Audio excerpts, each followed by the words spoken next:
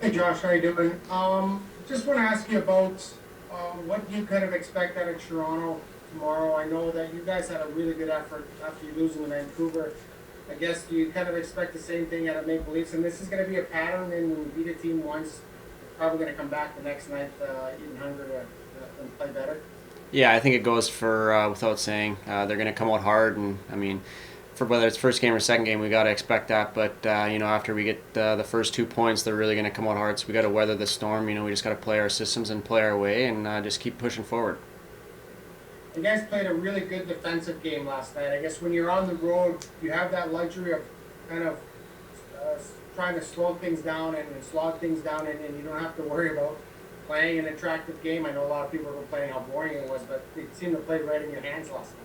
Yeah, and sometimes I think you got to play a boring game every once in a while to get things going again.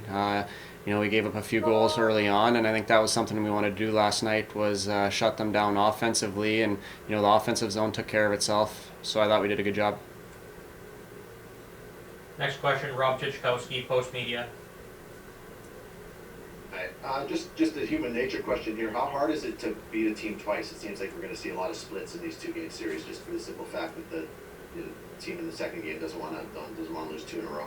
Yeah, it's obviously pretty hard, but we just got to stay focused and go out and play like we did last night. So I asked you, was what happened against Toronto your game time going into that thing, or did you kind of just adjust on the fly and see this is how it's going to be? It's going to be a lockdown, probably 1-0, 2-1 game, and that's what we're going to settle into.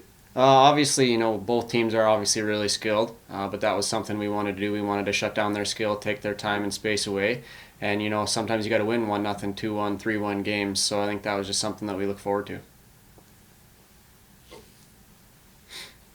Next question, Mark Spector, Sportsnet. You guys have talked a lot, Josh, about playing that game, but you haven't played that game yet, right? You talked about trying to win the 2-1 game, but you haven't been able. You've been giving up lots of chances until last night. How big a confidence booster, right? Just when you finally do what you've been talking about doing, what's that worth for a team? Yeah, it's a huge confidence booster. Obviously, there has been a lot of talk and we didn't get it done. So to finally be able to come out and come together as a team, I think it was a little growing experience and learning experience at the start of the year. But now we're finally starting to come together and play that game, and really looking forward to what's to come. So is there a happy medium here? Like you're not going to win every night by getting 11 shots in the first 40 minutes, shutting the team down that to that extent. That's not happening every night.